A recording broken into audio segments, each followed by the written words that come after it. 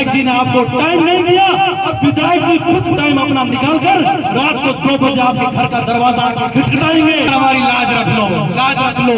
अशोक गहलोत की भी कुर्सी हिल गई, इतना भारी पड़ा कि दिल्ली पे चक्कर काट रहा है। टिक टिक टिक टिक टिक टिक टिक टिक टिक टिक टिक टिक टिक। हरीश जी चौधरी साहब से भी मैं कहना चाहता हूँ, उसको गिरफ्तार करवाता हूँ शासन का दुरुपयोग करके। मेरे 5 आदमी जोड़ने की कोशिश करें, ओनली 4 5 आदमी। 44,000 वोट है यहाँ पर, 199 इनके सामने उठक बैठक करेंगे, ऊंचे और नीचे होंगे। तो हमारे पास में भारत की लोकसभा में 2 सांसद हैं और इंशाअल्लाह अगर भारत की सरजमीन पर इत्तेहाद रहा और हम वक्त पर समझ गए और जाग गए तो दो की जगह इंशाअल्लाह 102 होंगे इंशाअल्लाह। लेकिन इसके पीछे बहुत बड़ी कुर्बानी हम लोगों को देनी पड़ेगी। तो मेरे अजीज दोस्तों, इतने दिन राजस्थान के अंदर 2 या 3 पार्टी इलेक्शन लड़ा करती थी, तो कांग्रेस पार्टी, भारतीय जनता पार्टी। इसके अलावा हमारे पास में कोई ऑप्शन नहीं था, हम किसके पास में जाए। 4-5 साल पहले तीसरी पार्टी आई आरएलपी, लेकिन अब अपनी खुद की जमात आ चुकी है, अपनी पार्टी आ चुकी है। और आप जानते होंगे कि इस पार्टी के जो राष्ट्रीय अध्यक्ष हैं वो बैरिस्टर असदुद्दीन ओवैसी साहब हैं।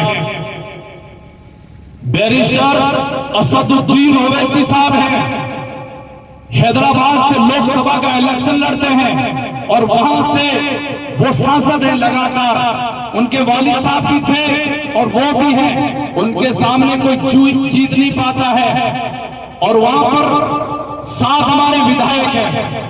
उसके अलावा महाराष्ट्र के अंदर हमारे औरंगाबाद से पार्टी के लोकसभा सांसद हैं इम्तियाज जलील साहब, पूर्व में 2 एमएलए रह चुके हैं, वारिस पठान साहब और इम्तियाज जलील साहब। मालेगांव से मुफ्ती इस्माइल साहब और उसके अलावा एक और है। बिहार में हमारे 5 एमएलए थे, 4 तो ये चोरी चुपके से हमारे एमएलए को खरीद के ले गए। एक हमारा एमएलए वहां पर बरकरार है जो पार्टी का प्रदेश अध्यक्ष है। और उसके अलावा हमारे कई राज्यों में कॉर्पोरेटर हैं, जिला परिषद सदस्य हैं, गुजरात में हैं, उत्तर प्रदेश में हैं और हर जगह पर है। अब राजस्थान में जमात आ चुकी है और ये जमात राजस्थान के अंदर क्यों आई है? क्योंकि हमारे साथ में नाइंसाफी हो रही है। हम राजस्थान के अंदर पिछले 70 साल से कांग्रेस पार्टी के साथ में हैं, ये हम सब मानते हैं, आप भी मानते हो। कांग्रेस के अलावा हमने किसी को वोट नहीं दिया है। 99% हमारे वोट कांग्रेस की झोली में जाते हैं। लेकिन कांग्रेस ने हमको क्या दिया है वो आपको मैं बताता हूं, या फिर आप खुद फैसला कर ले इसका। हमारा 40 सीटों पर प्रभाव है, 40 सीटें मुसलमानों के वोट के फैसले पर राजस्थान की विधानसभा में जाती है। लेकिन हमको सिर्फ 6 या 7 कांग्रेस पार्टी टिकट देती है, इसके अलावा मुसलमानों को टिकट नहीं दिया करती है। अरे कांग्रेस पार्टी के मुख्य साहब 6-7 सीटें तो सिर्फ हमको राजस्थान के जो 15-16 जिला के अंदर सिंधी मुस्लिम कौम बैठी है उनको देनी चाहिए। आपको 17 सीटों पर हमारी सिंधी मुस्लिम कौम फैसला करती है, जो आप पूरे राजस्थान में सिर्फ 6 और 7 सीट दे रहे हैं। और फिर राजस्थान के अंदर 9 मुस्लिम विधायक थे, अब नहीं है, थे। लेकिन जुनैद और नासिर को जला दिया गया, अखलाक को मार दिया गया, पहलू खान को मार दिया गया, हाफिज जुनैद को मार दिया गया, मॉब लिंचिंग कर दी गई उनकी। ट्रेन के अंदर 3 लोगों को पीआरपीएफ के जवानों ने मार दिया मुसलमान होने के नाते से। पर ये मुसलमान 9 विधायक गूंगे हैं, बहरे थे, अंधे थे, लूटे थे, लंगड़े थे, इनकी जबान नहीं खुलती थी इनके मुखिया के सामने। और याद रखना, इनकी जगह अगर एक फतेहपुर की विधानसभा से एडवोकेट जावेद अली खान राजस्थान की विधानसभा में चला गया तो फिर 199 इनके सामने उठक बैठक करेंगे, ऊंचे और नीचे होंगे, चाहे इनको 5 मिनट का टाइम मिले, क्योंकि ये कांग्रेस के भारतीय जनता पार्टी के दलाल नहीं है। ये एक ईमान मजबूत रखने वाले, भारत की आन और शान और जान और मान जो है, और ऑल इंडिया मजलिस-ए-इत्तेहादुल मुस्लिमीन पार्टी के जो राष्ट्रीय अध्यक्ष है बैरिस्टर असदुद्दीन ओवैसी साहब, उनकी पार्टी के एक बहादुर नौजवान सिपाही है। और ये गूंगे और बहरे बनकर नहीं बैठेंगे, ये राजस्थान के विधानसभा के स्पीकर के सामने खड़े रहकर कहेंगे कि बताओ ये जुल्म कब तक हमारे साथ में तुम करोगे और ये कब तक चलेगा। हमको ऐसी लीडरशिप चाहिए जो हमारे मसाइल पर बोले। और इन मुसलमानों के अलावा हम कई कांग्रेस के लीडरशिप को जितवाते हैं, हार जीत का फैसला हमारे वोटों पर होता है। जैसे बाड़मेर में आपकी वायतु विधानसभा में हरीश चौधरी जी हैं, 44,000 वोट है यहाँ पर, ये वोट पूरे के पूरे हमारी चौधरी जी को देते हैं। लेकिन कभी राजस्थान की विधानसभा में खड़ा होकर उन्होंने ये नहीं कहा कि बालोतरा में एक बच्ची के साथ में स्कूल में कॉलेज में ना इंसाफी हुई है, ये क्यों हुई, नहीं बोले वो। यहाँ पर बजरी खनन मामले में नथू खान को मारा गया था, ये क्यों नहीं बोले। अंदर क्या ढूंढे और बहरे बनकर क्यों बैठे रहे। इसके अलावा कई वाकयात पेश आए पर ये बोलते नहीं है, और जो बोलता है उसको कहते हैं खामोश रहना, क्योंकि इनकी पार्टी की सराहती ऐसी है। और हमारी पार्टी जो है ऑल इंडिया मजलिस-ए-इत्तेहादुल मुस्लिमीन, ये आपको बोलने की इजाजत देती है कि अपना हक मांगो। इनकी आंखों में आंखें डालकर, इनके सीने के सामने सीना तान कर, और इनके सामने कहो कि जो हमारा हक है वो आपको देना पड़ेगा। और इसके लिए हमको मुत्तहिद होना पड़ेगा, इत्तेहाद कायम करना पड़ेगा। बगैर इत्तेहाद के हम कामयाब नहीं हो सकते। हमारी आदत क्या हो चुकी है कि मोहम्मद भाई अगर यहाँ से इलेक्शन लड़ना चाहते हैं, या फिर सिकंदर भाई इलेक्शन लड़ना चाहते हैं, या कोई तीसरा लड़ना चाहता है, तो कांग्रेस और भारतीय जनता में बैठे हुए मुसलमान वो ये टारगेट तैयार कर लेते हैं कि गिराओ, इनको गिरा दो। ये काम हमारा नहीं है गिराने का, हराने का, उठाना। हमारा काम यह है कि हमको कामयाब होना है। हम किसी के हार जीत के फैसले करने वाले नहीं है, हमको तो खुद को जीतना है। इसलिए मुत्तहिद हो जाओ। और हरीश जी चौधरी साहब से भी मैं कहना चाहता हूं, आप सेकुलर जहन के अगर इंसान हैं और इतनी मुस्लिमों के आपके वोट होते हैं, तो आपने तो हमारी सारी सीटों में खेल बिगाड़ रखा है। सूब विधानसभा में आकर आप हमारे वरिष्ठ नेताओं के खिलाफ हथकंडे अपनाने आपने शुरू कर दिए। हमारे सियासी इख्तिलाफ हो सकते हैं, मैं मानता हूं हमारे सियासी इख्तिलाफात अमीन खान से, हाजी फतेह खान से, समा बानू से हैं, और हम तीसरा फ्रंट की पार्टी में हैं। पर अगर आप हमारी लीडरशिप में आकर वो दखल करोगे तो हम किसी भी हाल में आपको बर्दाश्त नहीं करेंगे। याद रखना, इतना तो हम भी मकाम रखते हैं, इतना तो हम भी मकाम रखते हैं कि बावजूद की विधानसभा में खड़ा रहकर अगर आपने अमीन खान को छेड़ने की कोशिश की, या फतेह खान को छेड़ने की कोशिश की, या समा बानू को छेड़ने की कोशिश की, तो आपको घर बिठा देंगे। ये फैसला हम करने की भी औकात रखते हैं। आप हमारे अमीन खान साहब के पीछे बढ़ गए, ये पीछे हम पड़ेंगे, बल्कि तुमको नहीं छोड़ेंगे हमारे पीछे। अपनी जगह पर आप कायम रहो। जो आपको कौम यहाँ पर वोट दे रहे हैं उनका एहसान मानो, उनका काम करो। आप 44,000 वोट मायने रखते हैं। हरीश जी हमने कभी भी किसी दूसरे और तीसरे फ्रंट को वोट नहीं दिए हैं, और यहाँ की कौम आपको चाहती थी, आपको वोट देती थी, आपको मान सम्मान सब कुछ देती थी। पर आप लोग लगातार आपको इख्तियार मिल रहे हैं, तो आपने दो कौम की सीट को निशाने पे रख लिया, फुला सीट को निशाने पे रख लिया। हमारे सारे आप टारगेट खराब कर रहे हो।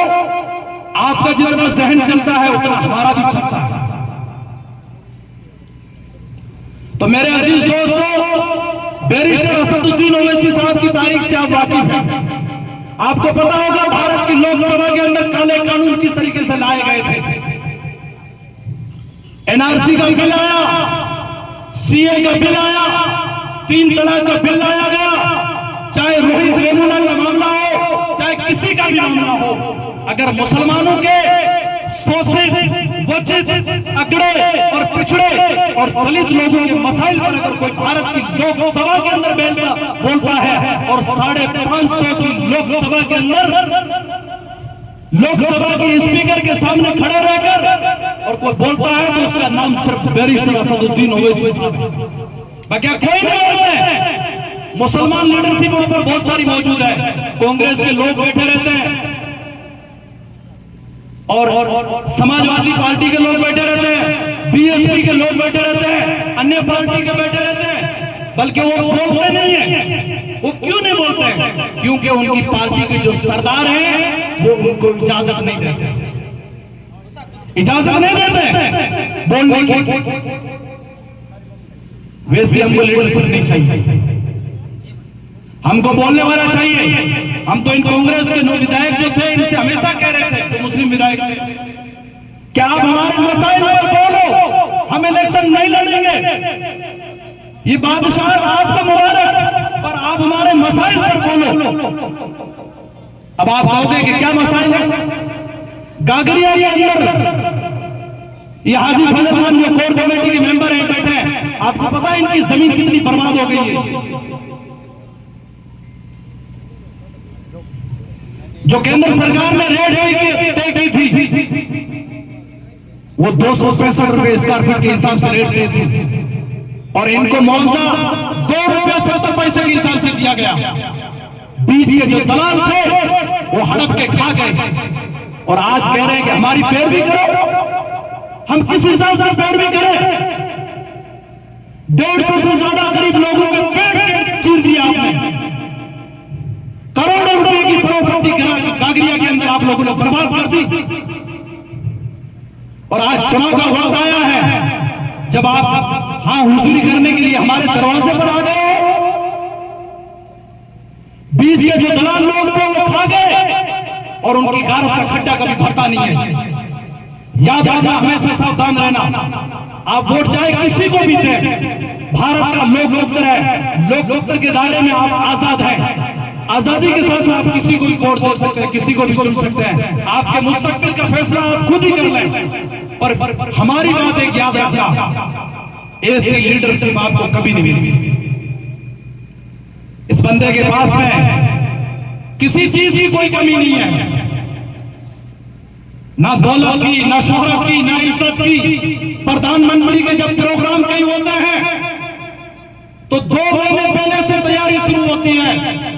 300 से ज्यादा सांसद उस प्रोग्राम की तैयारी करते हैं और लोकल राज्य की सरकारें तैयारी करती है, फिर भी वो भीड़ किराए से बसें भर भर के लानी पड़ती है और 30 और 40 हजार से भीड़ नहीं होती है। और हमारे बाड़मेर की शिव विधानसभा में गागरिया में जब प्रोग्राम किया गया तो सिर्फ 6 दिन थे, जिसमें 2 दिन होली के त्योहार के दिन थे और 4 दिन हमारे पीछे थे।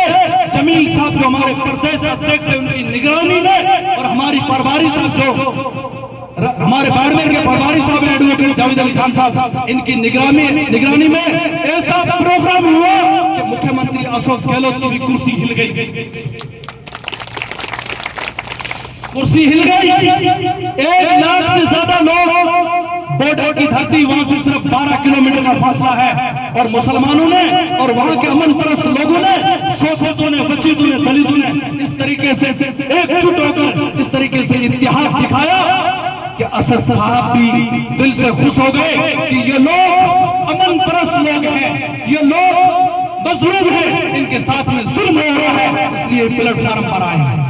और हम हमेशा जुल्म के खिलाफ हैं, मजलूम के साथ में हैं। अगर आप इंसाफ करोगे तो आपका साथ देंगे और अगर आप जुल्म करोगे तो फिर हम मजलूम भी इतने कमजोर नहीं हैं। जुल्म के सामने टकराना मजलूम का हमारा काम है। ये तारीख हमारी रही है, चाहे आप जंगे बदर उठा के देख लो, चाहे जंगे उहद उठा के देख लो, चाहे उमर इब्न खत्ताब की तारीख उठा के देख लो, चाहे अबू बकर जो सिद्दीक है उनकी तारीख उठा के देख लो, चाहे अली हजरत अली रजी अल्लाह तआला अन्हु की तारीख उठा के देख लो, चाहे हसन और हुसैन की तारीख उठा के देख लो, चाहे करबला की तारीख उठा के देख लो, हम तादाद का फैसला करने वाले नहीं हैं, हम इत्तिहाद से और अपने ईमान से मुकाबला करने वाले हैं। और हमारे पैगंबर हजरत मोहम्मद मुस्तफा सल्लल्लाहु अलैहि वसल्लम ने हमें यही सिखाया है। तादाद पे हमारे फैसले नहीं हुआ करते हैं। याद रखो 313 की तादाद थी। इसलिए मैं आप तमाम भाइयों से गुजारिश करता हूं कि आप जितने अभी आज यहां पर आए हो, आप जब वापस जाओ, हर एक आदमी 5 आदमी जोड़ने की कोशिश करें। ओनली 4 5 आदमी, 10 भी आपके कंधे पे नहीं डालते, 5 एक बंदा 5 आदमी लेके आओ। और फिर मैं आपको चैलेंज के साथ में कह रहा हूं, पिछले 15 साल में हरीश चौधरी अगर आपके घर पे नहीं आए हैं तो आज शाम से आना शुरू कर देंगे, आज शाम से आना शुरू कर देंगे। मेरी ये बात नोट कर लेना और हरीश चौधरी के पास में पहुंचा लेना। पिछले 15 साल में आप लाइन में खड़े रहे विधायक जी से मिलने के लिए, और विधायक जी ने आपको टाइम नहीं दिया। अब विधायक जी खुद टाइम अपना निकाल कर रात को 2 बजे आपके घर का दरवाजा आके खटखटाएंगे। किसकी ताकत की वजह से? सिर्फ बैरिस्टर असदुद्दीन ओवैसी साहब की वजह से, MIM की ताकत की वजह से। तो ये अपना एक वकार बनाओ और वकार से लड़ना सीखो। असल में जो बात है हमारे मेहमान खुसूसी एडवोकेट जावेद अली खान साहब की है। टाइम है, यह बात तय कर लेना, क्योंकि असद साहब ने कागरिया की सभा में कहा था कि आज के बाद में देखना कांग्रेस से तुम्हारे दरवाजे पे होंगे, पूछ लो इनको, मुझे गिरफ्तार तो करवा दिया। देखो कितनी बड़ी दर्द की बात होती है।